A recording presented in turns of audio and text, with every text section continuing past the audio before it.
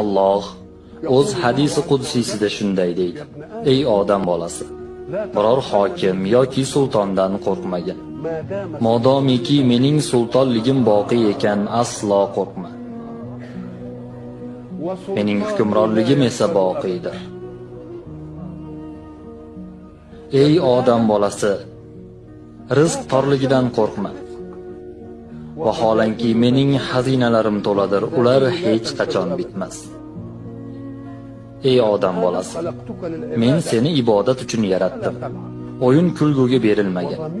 Rizqingga men kafil bo'ldim, ko'p kuyinib ovora bo'lmagin. Agar men taqsim qilgan narsaga rozi bo'lsang, tanang va qalbingga xotirjamlik va rohatni ato etaman. Va mening huzurimda maqtalganlar qatorida bo'lasan.